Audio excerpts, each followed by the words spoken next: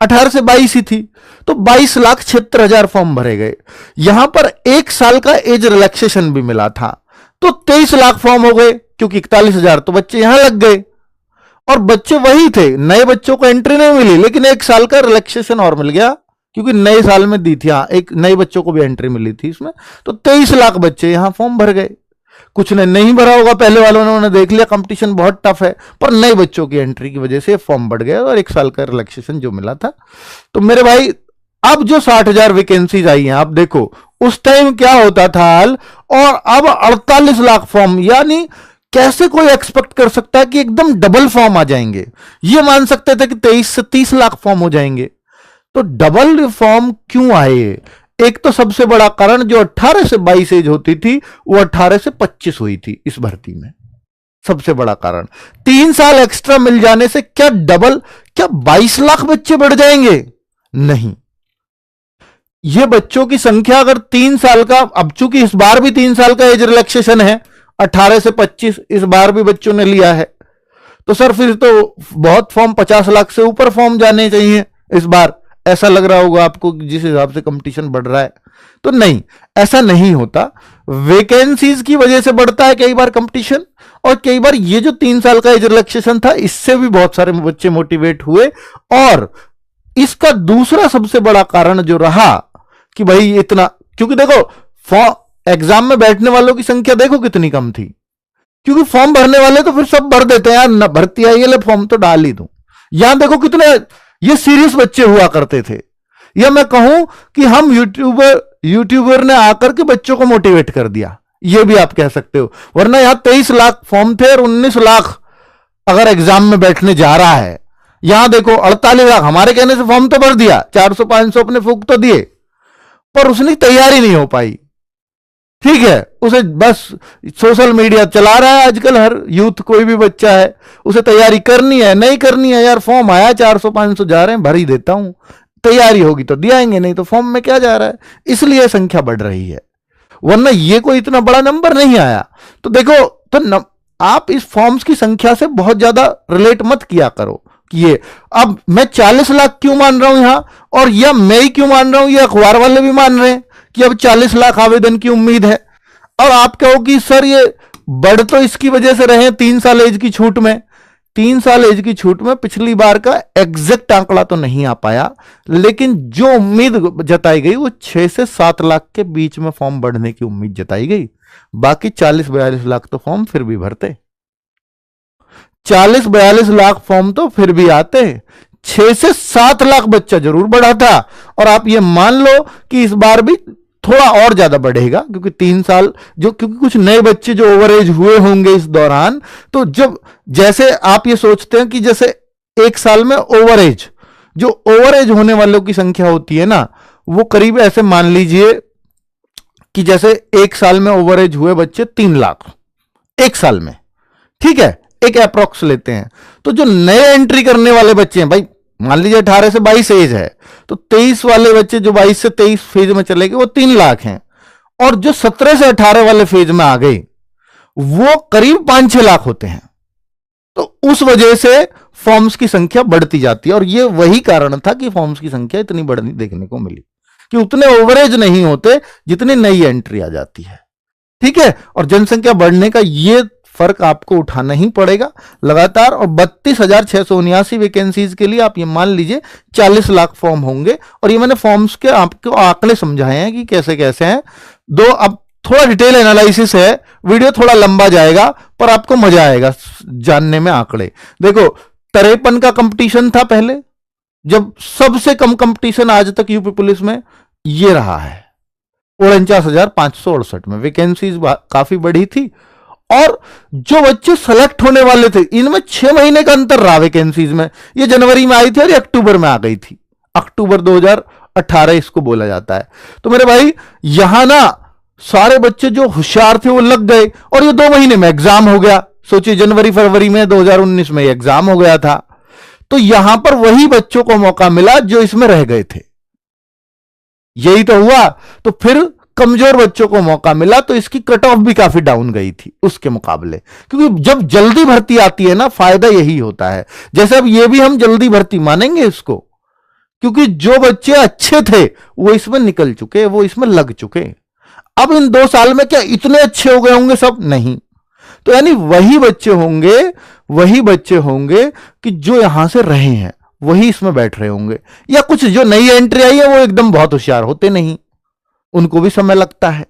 तो मेरे भाई इसलिए आपके चांसेस इसमें बनने ही चाहिए। अगर आप पहली बार फाइनल मेरिट से रहे हो तो ईश्वर ने मौका दिया है। तो यूपीएसआई में भी आपके पास चांस है और यहां भी चांस है। आप जहां के लिए बने हैं आप अपना निकाल लेंगे। यहां कंपटीशन देखो, अब तक की यूपी पुलिस की पिछली 4 भर्तियों में सबसे ज्यादा कंपटीशन आपको इसी भर्ती में देखने को मिलने वाला है। ठीक है, और वो करीब थोड़ा मोड़ा नहीं, इस पिछली वाली से करीब 1.5 गुना कंपटीशन आप फेस करोगे। ये हमने सब वैकेंसी वगैरह का हिसाब लगा के फॉर्म वगैरह का ये बनाया है। तो 1.5 गुना कंपटीशन आप मान करके चलिए, फॉर्म्स के हिसाब से देखूं तो। ठीक है, बाकी ये फॉर्म्स ही होते हैं, ये संख्या ही होती है। इसमें होशियार बच्चे उसमें भी उतने ही थे, पढ़ने वाले बच्चे 60,000 में भी उतने ही थे, और इसमें भी उतने ही है। तो फाइट तो यहां ठीक ठाक देखने को मिलेगी, लेकिन जो अपर साइड के बच्चे थे वो लग चुके, जो उसमें रहे अब रहने वालों में कंपटीशन यहां देखने को मिलेगा। कहने का मतलब ये है। तो भाई यहां हम अप्रॉक्स ये मान रहे हैं। अब मैं आपको ये बताना चाहता हूं इस टेबल के माध्यम से कि अगर सबसे कम कंपटीशन है अभी भी 122 से घबराना मत। 122 अभी भी सबसे कम है। कारण दिखा देता हूं। चलो ये तो यूपी पुलिस का, इसको छोड़ दो। यूपीएसआई में देखो 346 बच्चे एक सीट के लिए फाइट कर रहे हैं। दिल्ली पुलिस देखो 360 बच्चे एक सीट के लिए फाइट कर रहे हैं, ये जो अभी वैकेंसी आई है। एमटीएस का देखो 455 बच्चे एक सीट के लिए फाइट करते हैं। वहीं सीएचएसएल देखो 958 बच्चा एक सीट के लिए फाइट करता है। तो भाई कांस्टेबल में तो फिर भी सबसे कम कंपटीशन है। तो इसलिए अपने आप को मोटिवेट रखो। अगर मेरा कहीं इधर नहीं हो रहा है तो मुझे इसमें फिर नंबर डालना है। अगर मैं एसएससी जीडी में भी निकालूंगा और यूपी की वैकेंसीज देखूंगा ना, तो वो भी इससे ज्यादा ही मिलेगा। फिजिकल तो वहां भी है। तो इसलिए मेरे भाई यूपी पुलिस आपके लिए एक सबसे अच्छा ही अवसर है। जितनी भी नौकरी आती हैं, सेलेक्ट होने के सबसे ज्यादा चांसेस ही इसमें होते हैं। अपने स्टेट की नौकरी है भाई, इससे बढ़िया तो कुछ है ही नहीं। अब आप देखो कितने पर कट ऑफ चली जाती है। अगर आप ये देखना चाहोगे तो 2023 की मैं आपको पेट की वो फिजिकल वाली डीवीपीएसटी वाली कट ऑफ दिखाना चाह रहा हूं कि आपको कितना स्कोर सिक्योर करना चाहिए। और ये तब था जब 1/4 की नेगेटिव मार्किंग होती थी। तो 214 जनरल में चाहिए थे। और इसको क्यों दिखा रहा हूं, ये तो 2 कट ऑफ लगती हैं, एक फिजिकल की और एक फाइनल। तो ये फिजिकल के लिए भी इतनी हाई कट ऑफ गई थी। और अगर मैं आगे की बात कर लूं तो ये देखो आप कट ऑफ जो फाइनल गई थी, ये है आपकी जानने और समझने वाली बात। 225, 209, और ये आज से नहीं जा रही इतनी कट ऑफ। आपको ये मेरे भाई अगर मैं कट ऑफ दिखाने लगूं, मैंने शायद आपको बताई है या नहीं बताई, दिखाई है या नहीं, हाँ ये रही देखो 41,520 सबसे पहली वैकेंसी आई थी, जहां मात्र 53 का कंपटीशन था, 225 पे कट ऑफ था, इसकी भी गई थी। तो आप ये कहो कि सर 225 बहुत हाई कट ऑफ गई है, तो 2018 में जब बहुत सारे बच्चे ऑनलाइन नहीं जुड़े थे, ऑफलाइन बच्चे पढ़ाई करते थे, तब भी 225 पे कट ऑफ गई। पर इसका कारण था कि 40-40 नंबर नॉर्मलाइजेशन में मिले थे इसमें बच्चों को। एक बच्चा था, मुझे खूब याद है, विनय मलिक, 260 उसके मार्क्स थे, वो रैंक 1 बना था, हमारा स्टूडेंट था। और 300/300 मार्क्स हुए थे उसके। 260 थे या 262 मार्क्स थे उसके, रैंक 1 उसी की आई थी। 300 में से 300 मार्क्स आए थे उसके, पूरे में से पूरे यूपी पुलिस के अंदर। उसका कारण था कि 40 उसको नॉर्मलाइजेशन के मिल गए, है ना। चलो, तो कुल मिलाकर के मैं आपको यह बता देना चाहता हूं कि अब तो 40 तो नहीं मिलते, अब पेपर को उस लेवल का बनाया जाता है। वहां पर क्या हुआ था कि 4 शिफ्टों में पेपर हुआ उस एग्जाम में, मैं बता रहा हूं क्या हुआ था। वो हुआ था 18 और 19 जून 2018 को। फिर वहां पर एक शिफ्ट कैंसिल कर दी, 2 शिफ्ट कैंसिल हो गई थी, यानी एक दिन का पूरा पेपर कैंसिल हुआ था।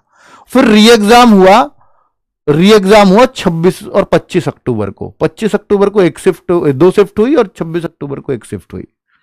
25 में 2 और 26 में 1, हाँ, तो 3 शिफ्टों में फिर एग्जाम हुआ। ठीक है, तो वो जब इतना टाइम मिल गया ना बच्चों को, आधे बच्चों को, तो उसने नॉर्मलाइजेशन का काफी अंतर करवा दिया। तो पहले वाले वो बच्चे थे ना 18 जून की फर्स्ट शिफ्ट, उनको बहुत बहुत नॉर्मलाइजेशन मिला था, और ये विनय मलिक उसी में ही था, 18 जून की कोई सी शिफ्ट में था। तो पहली और दूसरी शिफ्ट वालों को बहुत सारा नॉर्मलाइजेशन मिला था, उसका कारण ये था। यहां पर अब नॉर्मलाइजेशन उतना नहीं मिलता, फिर भी कट ऑफ अगर इतनी हाई फाई जा रही हैं, तो ये पिछली बार की जो भी 60,000 भर्ती गई है, तो इतने पर कट ऑफ गई है। इसको देख करके आपको ये सोचना चाहिए, ये 1/4 नेगेटिव मार्किंग के साथ है, अब नेगेटिव मार्किंग नहीं है। बच्चे 50 लाख पहले फॉर्म थे, 48 लाख, तो अब 40 लाख तो अभी भी आ जाएंगे। आप कहोगे कि 8 लाख क्यों घट जाएंगे फॉर्म? ये इसलिए भी घट जाएंगे, सारे बच्चे तो पहले भरेंगे, पर बहुत सारा इसलिए नहीं भरेगा कि इस पहले 60 में ही नहीं हुआ, 32 में कैसा हो जाएगा, तो इस वजह से घट जाते हैं बहुत सारे फॉर्म। और पिछली बार जो हल्ला मचा था ना कि इतनी सारी वैकेंसी, उसने बहुत सारे बच्चों को मोटिवेट कर दिया था। उसका कारण था कि 34 लाख ही फिर एग्जाम में बैठे, है ना। चलो तो ये मैंने आपको समझा दिया है कि भाई देखो, फाइनल मेरिट के लिए इतना दिमाग लगाना पड़ेगा। हम कोशिश करें कि हम, चूंकि मुश्किल पेपर अब नहीं आने वाले, हमें कोशिश करनी है कि हम 240 प्लस स्कोर सिक्योर करें अपना। 240 सर कुछ ज्यादा ही नहीं कह रहे आप?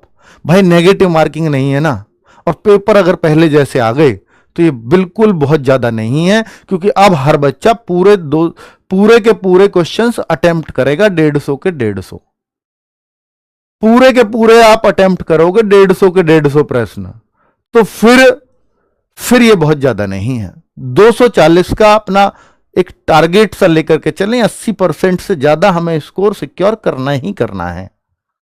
क्योंकि अगर हम ये मानते हैं नेगेटिव मार्किंग में 75% पे सिलेक्शन होता है, तो सेम पेपर में वही सेम वैकेंसी के लिए 80% पे सिलेक्शन होता है अगर नेगेटिव मार्किंग ना हो।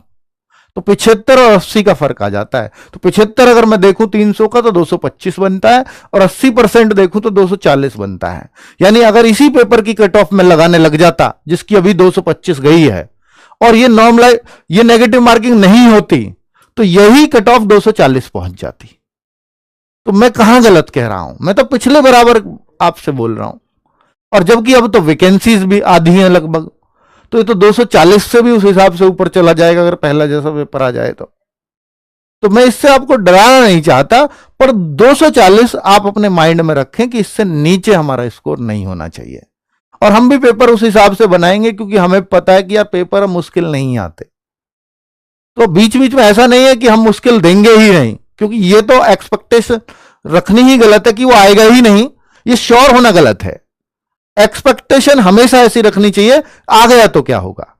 इसलिए हमें बीच बीच में आपको झटके भी देने हैं। तो हो सकता है पेपर ऐसा बन जाए कि 210 पे भी आप श्योर हो जाओ, तो वैसा पेपर भी हम बीच बीच में डालेंगे। मैक्सिमम पेपर को हम ऐसा करेंगे कि आप जो ठीक बच्चा तैयारी कर रहा है वो 240 250 आराम से कर ले। ठीक है, तो ये चेंजेस आप आरडब्ल्यूए के मॉक में भी देखोगे। चलो अब मैं आपको थोड़ी स्ट्रेटजी बता देता हूं। ये थोड़ा सा मैंने आपको बताया कि आप कहो कि सर ये बहुत लंबी वीडियो जा रहा है, तो भाई मैं दूसरा पार्ट बना दूंगा, कोई बात नहीं। पर मुझे इस चीजें आपको समझानी जरूरी थी ताकि आप अपने एग्जाम के लिए सीरियस हो सको। देखो, जब हम एग्जाम की संभावना, क्योंकि सबसे पहले जब हम कोई स्ट्रेटजी डिस्कस करते हैं तो एग्जाम की संभावना, एग्जाम की डेट्स लगभग हमारे माइंड में होनी चाहिए।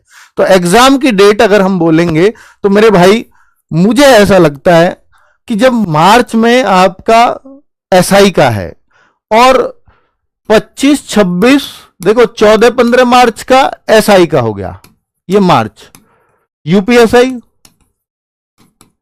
और 25-26-27 अप्रैल का आपका होमगार्ड का हो गया। तो ये जो पेपर हैं ये कौन करा रहा है? भर्ती बोर्ड ही।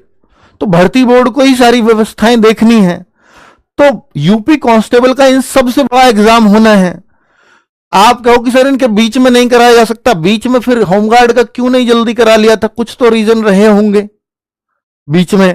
तो ऐसा नहीं है कि बीच में एक बड़े एग्जाम को लाया जा सकता है, नहीं, उसके चांस नहीं लगते। अब जो चांस लगता है कि वो मई जून का भी लगता है, और मई जून से भी हो सकता है और आगे इसलिए चला जाए क्योंकि ग्राम पंचायतों के इलेक्शन होने हैं इस साल। और वो मई जून की ही संभावना जताई जा रही है। अगर वो हो गए तो स्कूल्स सब बुक होते हैं उसमें, आपको मालूम होगा, तो वहां उन डेट्स को बचाना होगा, और वो अलग अलग डेट्स में होते हैं सबके। तो उनको जब मई जून, इसलिए 2 महीने की बात कर रहा हूं मैं, उतने टाइम तक वो चलते हैं, जिला पंचायतों के इलेक्शन, ग्राम पंचायतों के इलेक्शन, तो वो डिस्टर्ब करेगा। तो अगर वो मई जून हुए तो हो सकता है फिर आपको एग्जाम जुलाई में देखने को मिले, ये भी चांसेस हैं। ठीक है, लेकिन ये भी टारगेट है कि इस भर्ती को 1 ही साल में कंप्लीट करना है। दिसंबर 2026 तक ये भर्ती कंप्लीट हो, ये टारगेट में है भर्ती बोर्ड के में। और ऐसा हर भर्ती का टारगेट लिया हुआ उन्होंने कि फॉर्म निकलने से लेकर के अंत तक 1 साल में अंदर अंदर कंप्लीट करानी है। तो अब ये देखो कि भाई कोशिश भर्ती बोर्ड की जल्दी की रहेगी, लेकिन मई जून से पहले कोई संभावना नहीं दिखती। मई जून से भी लेट इसलिए हो जाएगा अगर ग्राम पंचायतों के इलेक्शन उन्हीं महीनों में आ गए तो। ठीक है, तो ये दिमाग में हम रखेंगे कि अप्रैल तक नहीं होना एग्जाम। चलो, तो अभी हमारे पास, हम मान ले कि भाई 4-5 महीने का समय आराम से मिल जाएगा। तो अब हम हर सब्जेक्ट वाइज अपनी स्ट्रेटजीज अगर डिस्कस करें तो मेरे भाई मैथ्स यहां पर अगर मैं बोलूं तो 18 से 20 ही क्वेश्चन आते हैं बस, क्योंकि सिलेबस अगर मैथ का पढ़ोगे तो उसमें रीजनिंग का पार्ट भी है, आधा आधा हो जाता है, रीजनिंग आधा और आधा मैथ। सिलेबस ही ऐसे पार्ट करके क और ख बना के दे रखा है। तो जैसे 38 क्वेश्चन आते हैं, तो 38 क्वेश्चन में से आधा मैथ आधा रीजनिंग, तो इसलिए मैंने 18-20 लिखा है। कभी 19 भी होता है, कभी 20 भी होता है, कभी 22 भी हो जाता है, किसी किसी पेपर में 22 भी हुआ था इसमें इस बार। ठीक है, और ये जो रीजनिंग है ये अपना पार्ट तो है ही इसका 37 क्वेश्चंस का। 38 और 37 क्वेश्चंस के पार्ट होते हैं ना, तो यहां 37 क्वेश्चन रीजनिंग के होते ही हैं, प्लस 19 क्वेश्चन ऊपर आ जाते हैं, तो ये 55-56 क्वेश्चंस की बन जाती है। इस तरह का यूपी पुलिस का कुछ सिलेबस है। और ये आपको मालूम है कि 38 क्वेश्चन इसमें आएंगे और इसमें 37 क्वेश्चन आएंगे, ये क्लियर है। तो अगर हम मैथ्स को देखें तो इसका वेटेज काफी कम है, और जो हम मुश्किल क्वेश्चनों पे जाएं तो मुश्किल से इन 20 में से वो 2-3 प्रश्न मिलते हैं, इससे ज्यादा नहीं मिलते। हम अगर मैथ्स को ये सोचें कि हम इन 18-20 क्वेश्चंस को किनारे ही कर दें और बाकी 3 से स्कोर कर लें, तो वो संभव नहीं है सिलेक्शन होना, क्योंकि अब 240-245 की बात होगी। तो मेरे भाई, मैथ्स और रीजनिंग जिन बच्चों के अच्छे, नेगेटिव मार्किंग उनके लिए हमेशा बुरी है, याद रखना इस बात को। जिनके मैथ्स रीजनिंग अच्छे होते हैं, नेगेटिव मार्किंग हो तो उनके लिए फायदा होता है हमेशा। जिनका मैथ्स रीजनिंग में से कुछ खराब हो उनके लिए नेगेटिव मार्किंग ना हो तो अच्छा है, क्योंकि वो मैथ्स में भी तुक्का मार लेते हैं, और जिनका मैथ्स अच्छा होता है वो तब तुक्का नहीं मारते, अब तुक्के वालों के भी सही निकल सकते हैं, इसलिए कह रहा हूं ये नेगेटिव मार्किंग है ना।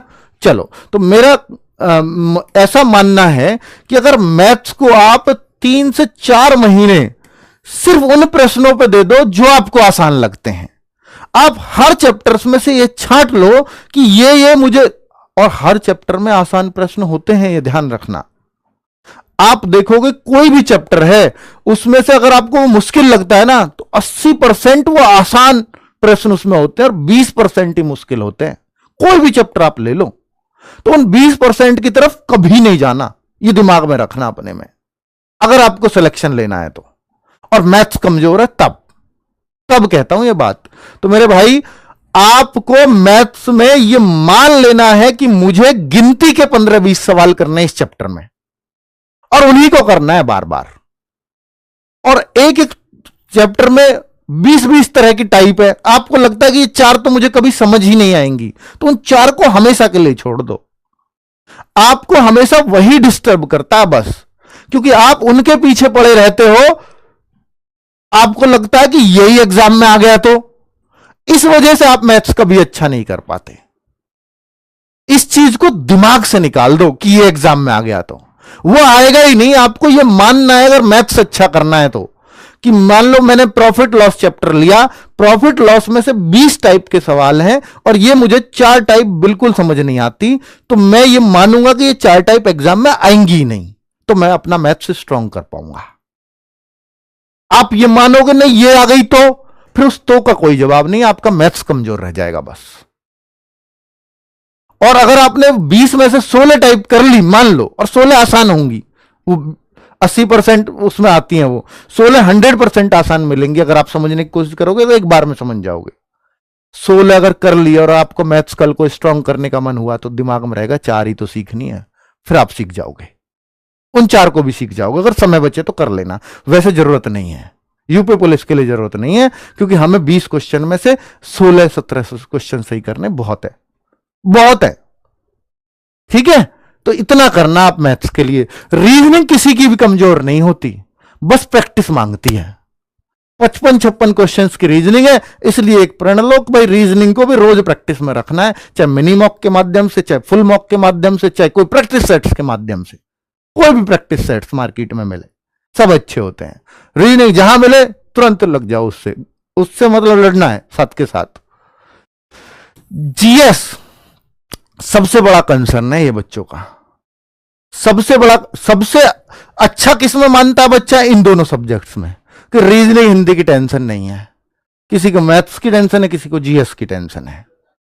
मैथ्स की थोड़ी सी कम इसलिए भी ले लेता है कि वहां 20 नंबर का है, पर 20 में से 15 सबको सही करने हैं, तभी सिलेक्शन होगा। अगर कोई ये सोचता है कि मैं मैथ्स में 5-6 क्वेश्चन तुक्का से सही करके मेरा सिलेक्शन हो जाएगा, कभी नहीं होगा, कभी नहीं हो सकता, क्योंकि आपका पेपर फिर 260 का रह गया। अब 260 में से 250 कैसे करोगे मुझे बता दो, जीएस भी है जिसमें, हो ही नहीं सकते, बताओ कैसे सिलेक्ट होगे? ये है कारण, इसलिए मैथ्स करना ही पड़ेगा। तो इसलिए इसको बचना बंद कर दो, करना शुरू कर दो, ये आ जाएगा। हिंदी कोई टेंशन नहीं है, रोज 1 घंटे पढ़ लेना, हिंदी इतनी सबसे आसान है और सबसे जल्दी कंप्लीट हो जाएगी। कोई एक प्लेलिस्ट फॉलो कर लेना, और जिसने बहुत डिटेल में पढ़ा हो ना उसकी बिल्कुल मत पढ़ना। हिंदी की जरूरत ही नहीं है कभी डिटेल में पढ़ने की यूपी पुलिस के लिए। उठाओ कांस्टेबल के पेपर 60,000 का उठा लो, 49,000 का उठा लो, या मैं कहूं कि वो 41,000 का उठा लो, जितने भी पेपर हुए सब उठा लो, कुछ भी गहराई से नहीं पूछा गया, कुछ भी। री एग्जाम उठा लो, उससे पहले जो एग्जाम कैंसिल हुआ उसको उठा लो। हिंदी में जो पढ़ा लिखा है, बहुत मेहनत करके गया है, वो भी 37 में से 35-34 करके आता है, ज्यादा से ज्यादा 37 कर देगा, 36-37 कर देगा। और जो नॉर्मल चीजों को भी पढ़ करके गया है, हर चैप्टर का आइडिया लेके गया है, और कुछ चीजों को बहुत ठीक से पढ़ करके गया है, बहुत गहराई से कभी नहीं पढ़ा, वो बच्चा भी, मैंने लास्ट में बच्चों को ये कहते कहते देखा है, सर आपकी 20 क्लास करी थी बस वो यूपी पुलिस के लिए, और वो भी फिर 40-40 मिनट की, उनसे पूरे 35 क्वेश्चन सही हुए हैं, 36 क्वेश्चन सही हुए हैं। ऐसे लास्ट में बच्चे को सिर्फ वही चीजें रहती है कि लिमिटेड पढ़ लो बस। तो इसलिए डिटेल पढ़ने की आवश्यकता ही नहीं है हिंदी को, ये दिमाग में रखना हमेशा। और जिसने पढ़ी वो फिर अपना बहुत टाइम इधर दे रहा है, कभी हिंदी मुश्किल नहीं आती, चाहे एसआई का उठा लो। ठीक है, अब मैं जीएस की बात कर रहा हूं, क्योंकि टॉपिक डिफाइन है, उन्हीं टॉपिक से प्रश्न आने, नॉर्मल से प्रश्न होते हैं। अब जीएस के लिए क्या है, जीएस में बच्चा 20, 22, 23, 24 तक अटकता है। उसका कारण है कि यहां पर 18 से 20 टॉपिक्स हैं जो थोड़ा सा बच्चों को हटके पूछे जाते हैं। अब उनको देखिए, आप कहो सर मैथ्स की कौन सी बुक पढ़ें, मैंने अगला स्लाइड बनाई थी कि बुक्स कौन सी पढ़ें। भाई मैथ्स की आपके पास सबसे पुरानी बुक है, एक आर.एस. अग्रवाल की आती थी, आज हमारे पास भी बुक्स हैं, आर.एस. अग्रवाल की आती थी, चाहे यूपीएसआई दे लो, उससे कांस्टेबल दे लो, आज भी वो सदाबहार है। अगर आपके पास है तो कर लो, वरना हम तो लाए ही हैं, वो तो हमारी तो बुक्स है ही, यूपी कांस्टेबल के लिए स्पेशली बनाई है। क्वेश्चन देख लो, कुछ भी नहीं है भाई, कर तो डालो एक बार उस बुक को, इतनी पतली बुक है मैथ्स के लिए जो बना रखी है ना। और उस बुक को अगर आप 2-3 बार पढ़ कर दो तो आपका मैथ्स में कॉन्फिडेंस बहुत अपर लेवल का हो जाएगा, उससे बाहर कोई क्वेश्चन नहीं आ सकता, मैं गारंटी ले सकता हूं। इतनी पतली बुक को अगर आपने कर दिया तो, अगर कांस्टेबल ही आपका ध्येय है, ठीक है। आपके उसे रीजनिंग में क्या पढ़े, तो रीजनिंग में जो भी बुक आपके पास हो, और बुक बहुत ज्यादा पढ़नी नहीं है, रीजनिंग की बुक पढ़नी सिर्फ उसको चाहिए शुरुआत में जिसको सीखनी है रीजनिंग। अगर आपके सर मैंने एग्जाम दे लिया, रीजनिंग मेरी किसी भी एग्जाम में ठीक ठाक हो गई है, तो फिर आपको रीजनिंग की बुक पढ़ने की आवश्यकता नहीं है। आप प्रैक्टिस करने की आवश्यकता, प्रैक्टिस सेट लगाना है तो रीजनिंग में भाई बुक मत पढ़ना। आप अगर आपको सीखनी है, मैं 0 लेवल से रीजनिंग करना चाहता हूं, उन बच्चों के लिए होती है बुक्स बेस्ट। ठीक है, अब आप कहोगे सर बुक्स जीएस के लिए मैं बता रहा हूं, उन टॉपिक्स को अभी बता ही रहा हूं। हिंदी बहुत सारी बुक्स मार्केट में है, बहुत सारी बुक्स अलग अलग पब्लिकेशन की। आदित्य पब्लिकेशन बहुत मशहूर हुआ करता, देखो हमारा पब्लिकेशन में फिर भी दूसरा नाम ले रहा हूं, लेकिन बहुत सारे बच्चों का कहना है सर उसमें बहुत सारी गलतियां थी इसलिए हम उससे नहीं कर पाए। ठीक है, और भी कई सारी बुक्स आती हैं। कुछ बच्चों ने बहुत बड़े बड़े राइटर्स की बुक लेना शुरू कर दिया। अरे भाई आया तो कुछ नहीं, सब तो हिंदी में बड़ा नॉर्मल चीज आ रही है। आप कितने भी गहरे राइटर के ले आओ, क्या ही फर्क पड़ता है, इतनी मोटी बुक ले आओ हिंदी की, मार्केट में तो सब अवेलेबल है। ठीक है, तो भाई आप हिंदी के लिए बहुत चिंतित मत रहो, मैं तो ये कह रहा हूं कोई नॉर्मल बुक जो आपके पास हो वो पढ़ लो, हमारी भी है उसको पढ़ लो, कंप्लीट है वो, इतनी पतली बुक बना रखी यूपी कांस्टेबल के लिए, कर लीजिए, प्रैक्टिस हम कराएंगे ही बाद में। ठीक है, जीएस के लिए इसका तोड़ हमने उन 20-22 टॉपिक्स जो मैं बात कर रहा हूं, 18-20 टॉपिक्स, तो वो इनकी वजह से होता था कि एक सोशल मीडिया एक नया टॉपिक आ गया, भारतीय कृषि नया टॉपिक आ गया, जनगणना आ गया, नगरीकरण आ गया, आंतरिक सुरक्षा, आतंकवाद, ये कहीं और नहीं मिलेंगे, होमगार्ड में भी हैं, ये यहां भी हैं, आपातकालीन सेवाएं, मानवाधिकार, प्रशासनिक व्यवस्था, तो ये जो चीज है ना, ये इनसे एक एक क्वेश्चन एक एक टॉपिक से आता है। मानवाधिकार से क्यों होता है यूपी पुलिस में क्वेश्चन? क्योंकि टॉपिक ही दे रखा है, और बाकी जो हिस्ट्री ज्योग्राफी वो तो रहेंगे ही, लेकिन ये जो है ना उन 38 में से 20-22 मार्क्स इससे आ जाते हैं, इन टॉपिक से आते हैं, सिर्फ इन टॉपिक से। अब ये जो बुक बनाई है ये हमने, इसके पेज है 120 पेजेस की है, इसमें इन क्वेश्चंस, भाई इन पर कंटेंट